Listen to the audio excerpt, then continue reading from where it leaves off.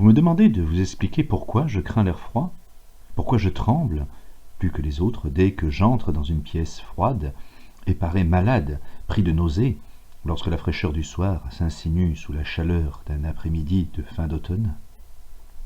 Il y en a qui disent que je réagis au froid comme d'autres à une mauvaise odeur. Je suis bien le dernier à les démentir. Ce que je vais faire maintenant, c'est vous rendre compte de l'incident le plus abominable qui me soit jamais arrivé, et vous laisser le soin de juger, de dire s'il existe une explication satisfaisante à ces réactions qui vous étonnent. C'est une erreur que d'imaginer l'abominable associé toujours indissolublement à l'obscurité, au silence et à la solitude. Moi, je l'ai rencontré dans la clarté d'un milieu d'après-midi, au sein d'une métropole trépidante, alors que je me trouvais soumis à la promiscuité que garantit une pension meublée de la catégorie la plus ordinaire, entouré de ma triste propriétaire et de 2 hommes robustes. Au printemps de 1923, j'avais réussi à tirer quelques commandes à des périodiques, travaux aussi peu lucratifs que fastidieux, et je me trouvais dans la ville de New York. Incapable évidemment de payer un loyer élevé, je m'étais mis à dériver de meublé en meublé, tout aussi détestables les uns que les autres, à la recherche de la chambre qui combinerait propreté acceptable, mobilier relativement décent et prix plus que raisonnable. Je m'aperçus vite que je tombais irrémédiablement de Charybde en Scylla, mais finis néanmoins par trouver une maison située dans la 14e rue Ouest, qui me déplut un peu moins que les précédentes. C'était un immeuble de grès à 4 étages, construit sans doute quelque temps avant 1850, meublé de cheminées de marbre et de boiseries dont la splendeur fatiguée attestait une ancienne opulence suivie d'un déclin rapidement précipité. Dans les chambres, grandes, hautes de plafond, décorées d'un papier impossible et de corniches de plâtre d'une complexité grotesque, dominait une odeur de moisi et de relents de cuisine lointaine. Mais les planchers étaient frottés, les draps supportables, et l'eau chaude n'était que rarement froide ou coupée, si bien que j'en vins à considérer cet endroit comme une tanière assez propice à l'hibernation, en attendant de me retrouver capable de vivre. La propriétaire, dame traînant savate, une espagnole presque barbue répondant au nom de Herrero, avait le bon goût de m'épargner ses bavardages ou ses considérations personnelles sur l'heure à laquelle j'éteignais l'électricité dans ma chambre, laquelle donnait sur le palier du 3e étage. Et mes colocataires étaient des gens aussi tranquilles et aussi discrets qu'on pouvait les rêver, des Espagnols la plupart, dont le niveau de vie était à peine supérieur au minimum vital. En définitive, seul le vacarme des voitures dans l'artère sur laquelle donnaient mes fenêtres se révéla un souci majeur. J'habitais dans cet endroit depuis 3 semaines à peu près, quand eut lieu le premier incident bizarre. Un soir, il était à peu près 8 heures. J'entendis comme une sorte de clapotis contre mon plafond. Dans ma chambre régnait brusquement l'odeur âcre de l'ammoniac. Regardant autour de moi, je m'aperçus qu'un coin de mur était taché, un liquide en dégouttait sur le plancher. L'inondation provenait de l'endroit du plafond le plus proche de la rue. Soucieux de prendre le mal à sa racine, je me précipitai en bas pour avertir la propriétaire des ennuis qui m'arrivaient. Elle m'assura que les choses seraient vite remises en ordre. « C'est le docteur Munoz, expliqua-t-elle, en escaladant l'escalier devant moi. Il a renversé ses drogues. Il est trop malade pour pouvoir se soigner. Il est de plus en plus malade. Et il ne veut pas qu'on l'aide. Il est très bizarre dans sa maladie. Toute la journée, il prend des bains avec des odeurs bizarres. Il ne faut pas qu'il s'agite ou qu'il ait chaud. Il fait tout son ménage tout seul. Sa petite chambre est pleine de bouteilles et de machines, et il n'exerce pas la médecine. Mais il était célèbre autrefois. Mon père avait entendu parler de lui à Barcelone. Encore récemment, il a arrangé le bras du plombier. Il ne sort jamais que sur le toit, et c'est mon fils Esteban qui lui apporte sa nourriture, son linge, ses médicaments et toutes ses drogues. Seigneur, tout ce salamoniaque qu'il prend pour avoir froid. Madame Herrero disparut en direction du 4e étage. Quant à moi, je me retirai dans ma chambre. Quelques instants plus tard, l'ammoniaque cessa de couler. Et tandis que j'épongeais mon plancher et ouvrais la fenêtre pour évacuer l'odeur, j'entendis de nouveau au-dessus de moi les pas lourds de ma propriétaire. Aucun bruit ne venait jamais de chez ce docteur Munoz, hormis les grondements qui faisaient penser à quelque mécanisme mu par un moteur à explosion. Il marchait toujours à pas feutrés. Un moment, je me demandais quelle pouvait être sa maladie, et si son refus systématique d'entrer en contact avec l'air extérieur ne procédait pas tout simplement d'une manie sans grand fondement. Il y a, me dis-je gravement, quelque chose de terriblement poignant dans le sort d'une personne éminente qui a sombré. Et j'aurais bien pu ne jamais faire la connaissance du docteur Munoz sans la crise cardiaque qui me serra la poitrine un début d'après-midi alors que j'étais en train d'écrire dans ma chambre. Les médecins m'avaient averti du danger de ces attaques et je savais qu'il n'y avait pas un moment à perdre.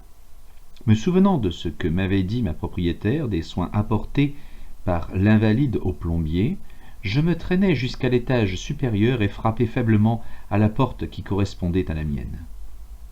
Une voix curieuse, qui semblait venir de la droite, me répondit en bon anglais, me demandant mon nom et la raison de ma visite. Lorsque j'eus fourni les renseignements qu'on me demandait, la porte contiguë à celle où j'avais frappé s'ouvrit. Un souffle d'air froid me gifla le visage, quoique cette journée fût l'une des plus chaudes de la fin juin. Je frissonnai en passant le seuil du grand appartement. La décoration était somptueuse, autant que de bon goût. Elle me surprit dans ce temple de la malpropreté et du désordre. Un lit escamotable remplissait son rôle diurne de divan, et des meubles d'acajou, des rideaux opulents, de vieux tableaux et une bibliothèque à vous en faire venir l'eau à la bouche, tout évoquait plutôt le cabinet d'études d'un homme de qualité que la chambre à coucher d'une pauvre maison meublée. Je compris que la pièce située au-dessus de mon logement, la petite chambre, avec les bouteilles et les machines dont avait parlé Madame Herrero, était tout simplement le laboratoire du médecin, et que ses quartiers d'habitation se trouvaient dans la pièce voisine, cossue, avec ses confortables alcôves. Elle était flanquée d'une salle de bain dont les placards recelaient et masquaient tous les ustensiles de la vie quotidienne.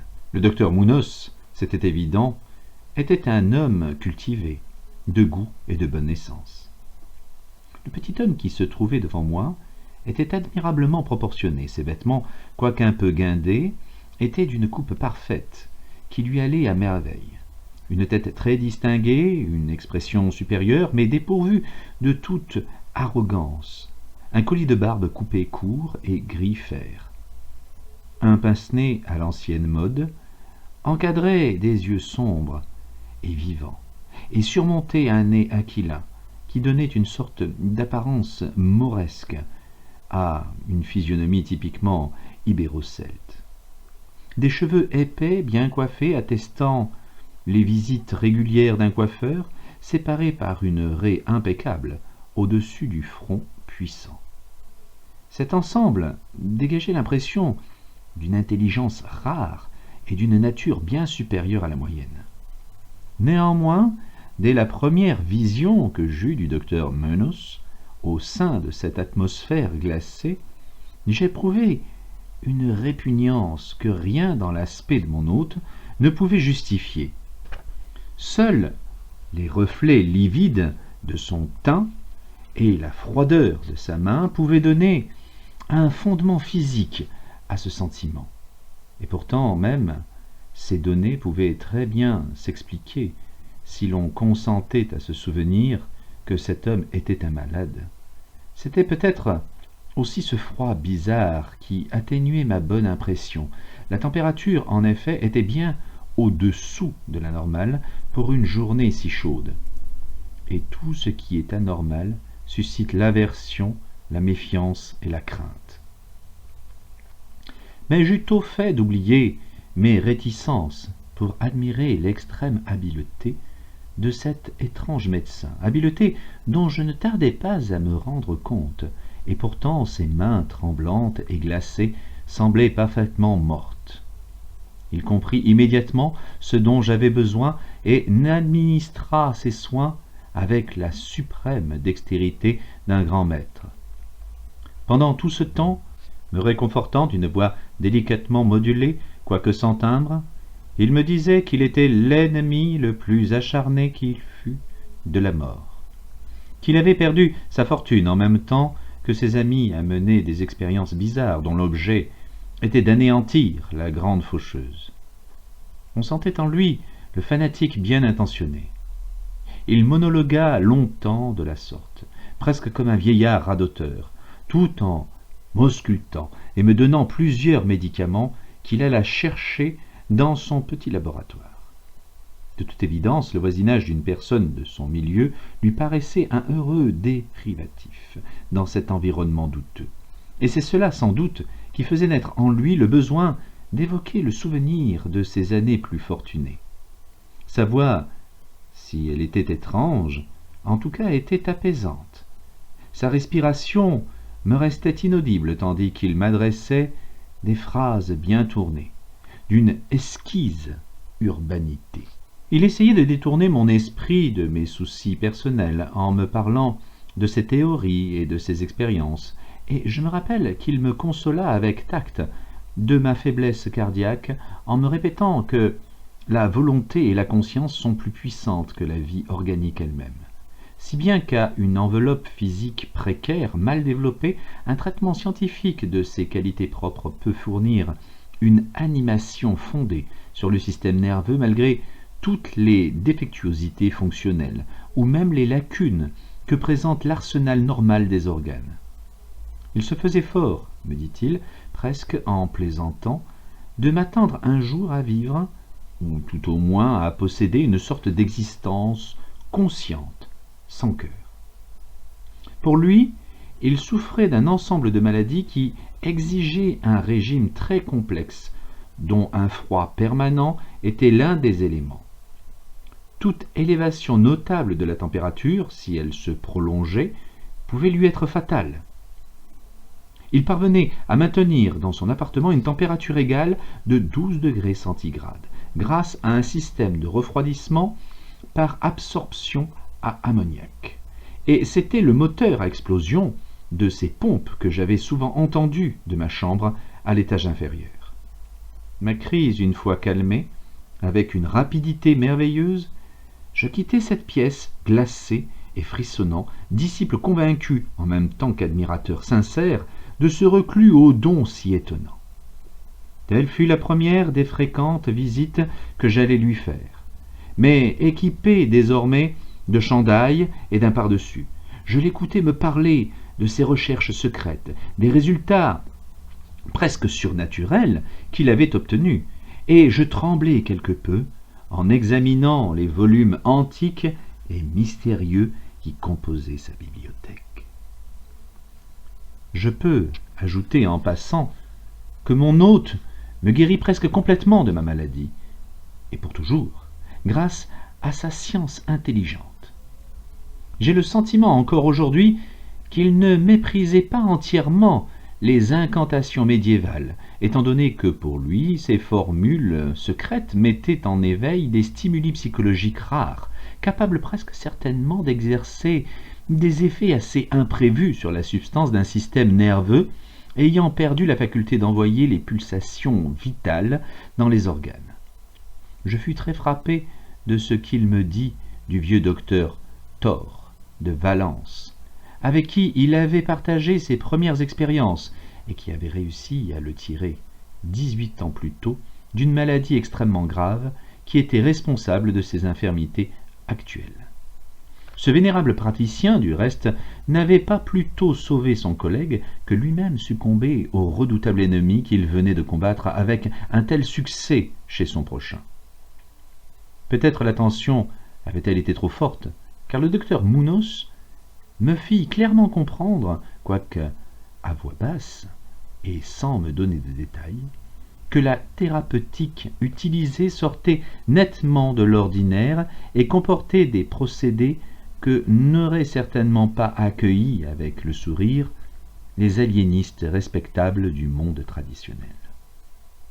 Mais, en même temps que les semaines passaient, je remarquai avec peine que mon nouvel ami régressait physiquement, lentement, mais irrémédiablement, comme l'avait bien vu du reste Madame Herrero. Les nuances livides de son teint s'accentuaient, sa voix devenait toujours plus caverneuse et indistincte. Ses mouvements musculaires étaient moins bien coordonnés, et son esprit et sa volonté témoignaient d'une résistance et d'un esprit d'initiative qui allait sans cesse décroissant. Du reste, aucun des détails de ce lent et si triste processus de vieillissement ne semblait lui échapper, à lui non plus. Et peu à peu, son expression, sa conversation même, se chargèrent d'une amère ironie qui fit revivre en moi un sentiment rappelant la subite répulsion que j'avais éprouvée à son égard la première fois que je l'avais vu. Et lui venait soudain de bizarres caprices.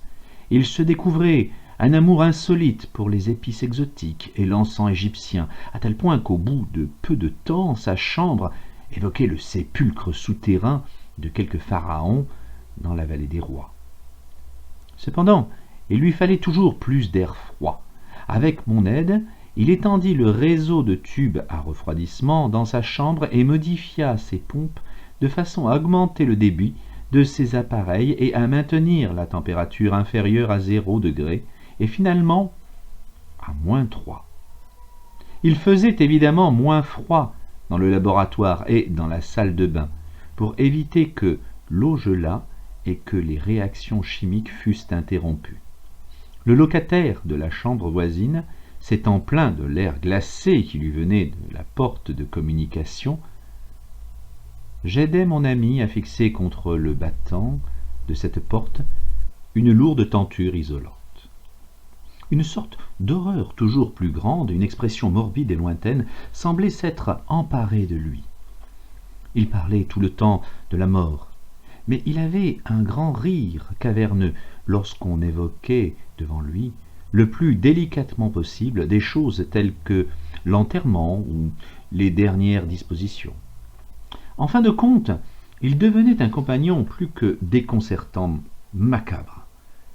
Pourtant, reconnaissant comme je l'étais à celui qui m'avait guéri, je ne pouvais me résoudre à l'abandonner aux étrangers entre les mains desquels il serait tombé si j'avais manqué.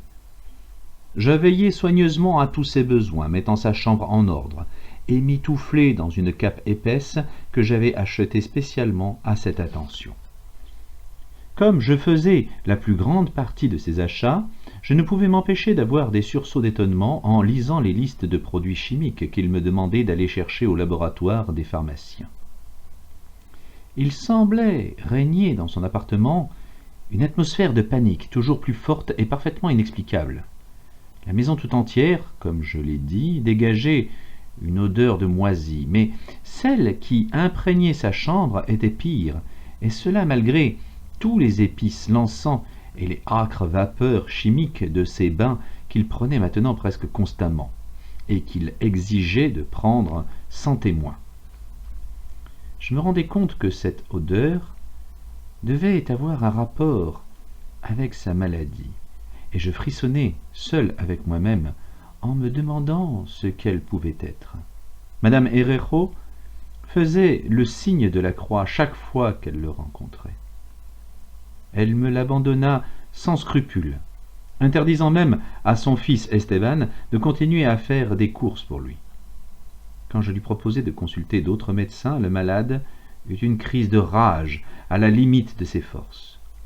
De toute évidence, il devait éviter les efforts physiques et les émotions violentes, et pourtant sa volonté et sa force vitale se sclérosant plutôt qu'elle ne s'évanouissait, il refusait systématiquement de rester dans son lit. Puis la lassitude de cette première période fit place un retour de son ancien esprit d'entreprise. Et il parut tout prêt à braver plus audacieusement que jamais toutes les gémonies de la mort, peut-être parce qu'il sentait se poser chaque jour un peu plus sur son corps les griffes de cet éternel ennemi. Il avait pratiquement abandonné toute habitude de manger, habitude qui du reste chez lui n'avait jamais été plus qu'un rite sommaire. Seule sa puissance mentale semblait l'empêcher de sombrer dans l'écroulement total. Puis, il se mit à rédiger des heures durant de longs documents qu'il scellait soigneusement et me recommandait ensuite avec 1000 détails de transmettre après sa mort à un certain nombre de personnes dont il me donna les noms. Pour la plupart, c'étaient des lettrés des Indes occidentales. Mais il y avait aussi dans sa liste un médecin français célèbre autrefois, et que je croyais mort depuis longtemps, mais au sujet duquel avaient couru les bruits les plus fantastiques. En fait, je brûlai tous ces papiers sans les envoyer ni les ouvrir, l'aspect et la voix de mon ami devenant véritablement effrayants, sa présence insupportable. Un jour de septembre, un homme qui était venu réparer la lampe de son bureau l'aperçut à l'improviste et tomba en crise d'épilepsie. Crise que mon ami du reste soigna d'une manière extraordinaire en me donnant ses instructions, tandis que lui-même restait invisible. Ce malade, chose bizarre, avait connu toutes les terreurs de la Grande Guerre, sans jamais avoir été victime d'une telle attaque. Puis vers le milieu d'octobre, l'horreur des horreurs tomba sur nous avec une brutalité stupéfiante. Une nuit vers 11 heures, la pompe de l'appareil à compression tomba en panne. Et 3 heures plus tard, le système de refroidissement avait cessé de fonctionner. Le docteur Munoz m'appela à grands coups de talon dans mon plafond. Je m'acharnai fébrilement à réparer l'appareil, tandis que mon hôte jurait d'une voix dont la sonorité morte et caquetante défie toute description. Mes efforts d'amateur n'aboutirent à rien. J'allai chercher le mécanicien d'un garage voisin ouvert la nuit, mais il me dit qu'on ne pourrait rien faire avant le matin, car il fallait remplacer un piston de la pompe. La rage et la terreur de l'ermite moribond prirent alors des proportions grotesques, mais qui me firent craindre de le voir perdre toutes les ressources physiques qui pouvaient lui rester. Un moment, dans une sorte de crise, il enfouit ses yeux derrière ses mains et se précipita dans la salle de bain. Il en ressortit tâtonnant, la tête bandée. J'avais vu ses yeux pour la dernière fois. Il faisait maintenant nettement moins froid dans l'appartement.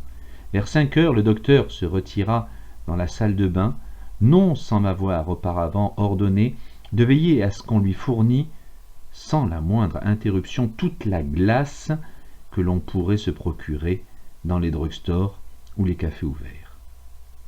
Au retour de quelques voyages inutiles, ou quand je déposais devant la porte de la salle de bain le résultat de ma quête, je pouvais entendre chaque fois comme un bruit de barbotement, et une voix toujours plus épaisse me hurlait toujours le même ordre.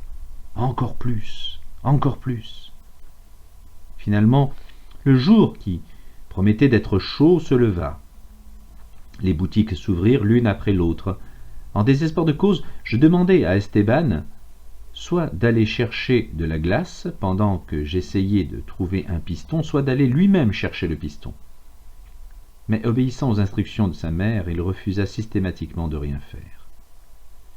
En fin de compte, j'engageai un clochard douteux que je rencontrai au coin de la 8e avenue pour veiller à ce que mon patient eût toute la glace qui lui était nécessaire. Il irait la chercher dans une petite boutique où je le présentais. Ceci fait, je m'attaquai à la recherche du piston en même temps qu'à celle d'hommes de l'art qui fussent capables de le monter. Tâche interminable, à l'image de mon ermite. J'étais presque malade de rage en voyant les heures s'écouler dans cette course affolée, dans ces séries de coups de téléphone inutiles. Je ne pris même pas le temps de manger. Ce fut une course éperdue, de boutique en boutique, ici et là, toujours plus loin, en métro, en taxi. Vers midi néanmoins, je finis par trouver un magasin, au diable, qui possédait les pièces dont j'avais besoin, et vers 1h30, cet après-midi-là, je rentrai enfin dans la maison meublée avec tout l'équipement nécessaire, suivi de 2 mécaniciens robustes et intelligents. J'avais fait tout ce que j'avais pu, et j'espérais qu'il n'était pas trop tard. Mais une terreur noire et sourde avait pénétré avant moi dans l'immeuble. La maison était en proie à un tumulte innommable, et au-dessus du vacarme des voix terrorisées, j'entendis un homme qui priait à haute voix, et d'une voix de basse. Il y avait des choses redoutables dans l'air. On le sentait. Et les locataires murmuraient de bouche à oreille, égrenant leurs chapelets que les poussait à réciter l'odeur provenant de la porte du docteur, toujours systématiquement fermée à clé. Le clochard que j'avais requis s'était enfui en criant, les yeux fous, aussitôt après avoir apporté sa 2e provision de glace. Peut-être était-ce le résultat d'une curiosité excessive. Il ne pouvait naturellement pas avoir fermé derrière lui la porte à clé. Maintenant pourtant, elle était condamnée de l'intérieur. Aucun son ne nous venait plus de l'appartement, à l'exception d'une sorte de bruit de gouttes épaisses et lourdes qui tombaient pesamment et sur la nature desquelles on n'osait pas s'interroger. Après quelques secondes de discussion avec Madame Herrero et les mécaniciens, malgré la crainte qui me rongeait jusqu'à la moelle des os, je pris la décision d'enfoncer la porte. Mais la propriétaire, heureusement, trouva le moyen de faire tomber la clé de l'extérieur, à l'aide d'un fil de fer. Auparavant, nous avions ouvert toutes les portes de toutes les chambres de l'étage et toutes les fenêtres de la maison. Nous protégeant le nez avec des mouchoirs, tremblants, nous pénétrâmes enfin dans cette pièce maudite, orientée au sud, où brillait le chaud soleil du début de l'après-midi. Une sorte de traînée sombre et graisseuse passait sous la porte de la salle de bain entr'ouverte, allait jusqu'au vestibule et, de là, au bureau, où s'était formée une mare à faire frémir. Quelque chose était griffonné au crayon, d'une écriture tremblante, sur un morceau de papier atrocement marbré, comme par les griffes elles-mêmes qui avaient tracé ces derniers mots dans l'urgence du désespoir. Et, de là, la piste menait au lit, où elle mourait d'une façon que je ne saurais dire. Ce qui se trouvait, ou ce qui s'était trouvé sur ce lit, je ne peux même pas entreprendre de le décrire. Songer à cette idée me tue. Mais je le compris en m'emparant de ce papier gras, en le lisant, avant d'y mettre le feu. Je le devinais au sein de mon intime frayeur, tandis que la propriétaire et les 2 mécaniciens, pris de panique, s'enfuyaient de cet endroit maudit pour aller balbutier d'incohérents récits au commissariat de police. Et les mots nauséeux de ce message me parurent presque impossibles à accepter par ce chaud soleil, et dans cette lumière dorée, tandis que l'on entendait le bruit des voitures et des camions et la clameur qui montait de la 14e rue. Et pourtant, je dois avouer que ce que je lus à ce moment-là, je le crus. Est-ce que je le crois encore maintenant? Franchement, je ne saurais le dire. Il y a des choses à propos desquelles il vaut mieux ne pas réfléchir. Tout ce que je peux dire, c'est que je hais l'odeur de l'ammoniac et que je m'évanouis au moindre courant d'air froid. La faim, disait ce griffonnage atroce. La faim est là. Il n'y a plus de glace. L'homme a jeté un coup d'œil à l'intérieur et il s'est sauvé. Il fait plus chaud à chaque minute. Les tissus ne peuvent pas tenir. J'imagine que vous avez compris ce que je voulais dire à propos de la volonté et de la conservation du corps après que les organes ont cessé de fonctionner.